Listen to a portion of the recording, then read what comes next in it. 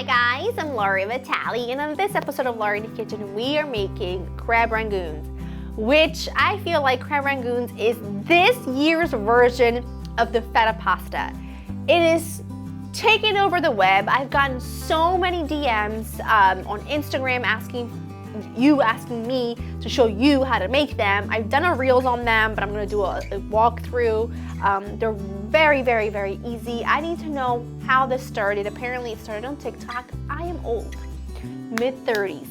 I don't know what's happening and what's cool and what's exciting. So when a flood of DMs comes in with the same thing over and over again, then I aim to please.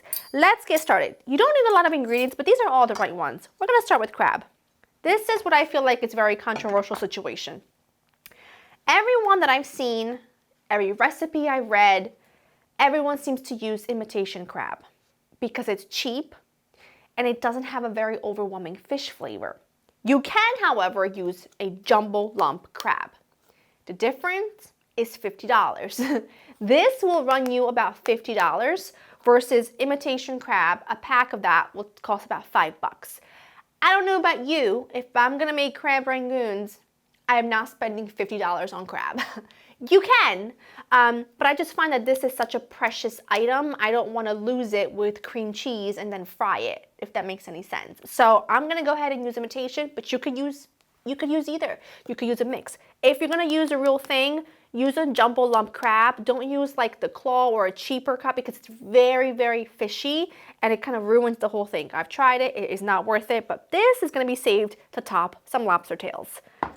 If I'm gonna use it, I'm gonna use it. If I'm gonna spend it, I'm gonna use it good. You know what I mean? So, but it's totally up to you. What I like to do with this is I take 2 forks and I kind of like to shred it like that.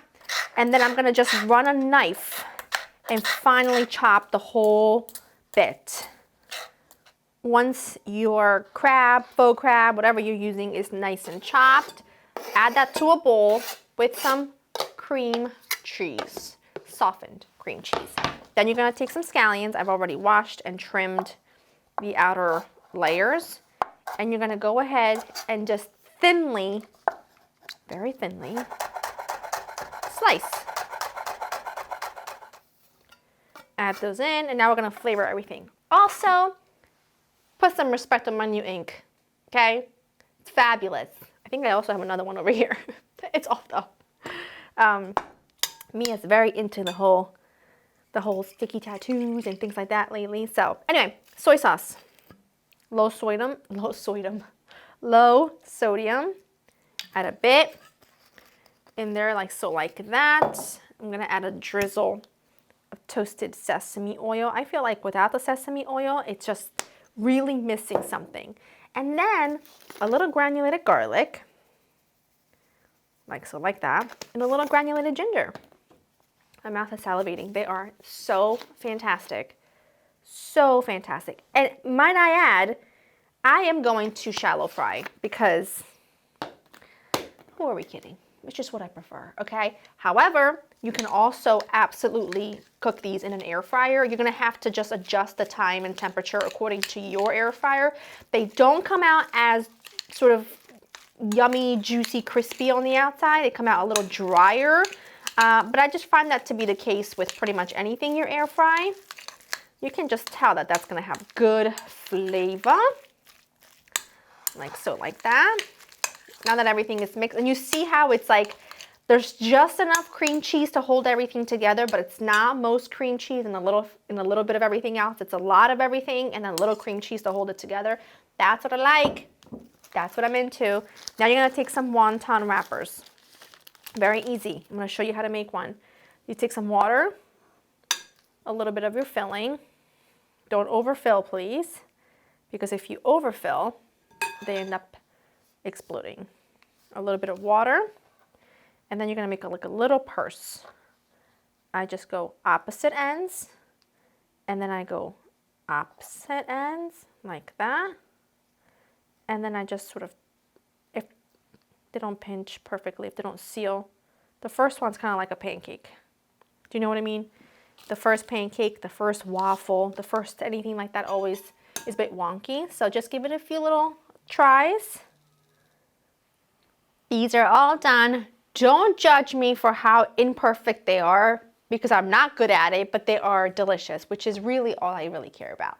I've got my cast iron skillet here with some vegetable oil. You can use vegetable oil, canola oil, whatever your heart desires, or like I said, you can also cook these in your air fryer. I like these to be golden, but not too dark, so I like to keep my eye on them. Obviously, cook them in batches. I gently flip them over with a couple of forks when they are ready to be turned. And how you serve them I should say what you serve them with is totally up to you. I like these with duck sauce, but I love these with sweet chili sauce. It's just my thing. That's how I like them. I'm gonna keep an eye on them. And if any of them are not sealed perfectly, nothing oozes out. So don't worry. Look, they're already coming along. Look at this one. This one's just about ready to flip. You see that? They cook really quickly because all you're really doing is crisping up that shell, if you will, and then warming up the filling. Oh, these are looking good. So I'm just gonna let these cook. I'm gonna get a paper towel lined plate ready to put these on when they're ready to come out. These are gorgeous. They cooked up in literally a minute or so per side. They don't take very long at all. My mouth is salivating. I don't fry often. I really don't. When I do, it has to be worth it. It has to be worth the cleanup. It has to be worth it all. These are such a good treat. What I suggest is that if you want to make them and say there's only a couple of you and you don't want to eat the whole thing, they keep in the fridge for a good 5 days, and then you can just reheat them in a really hot oven or your air fryer, and they come out just as crispy and delicious, which I love. So, I mean, if you're gonna do it, and then have some left over. But listen.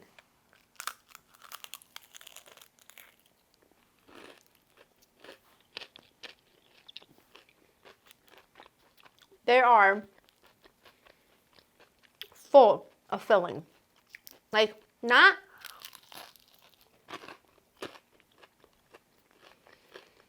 all cream cheese, but flavor. Tons of flavor. I need to cook my sweet chili sauce. The best.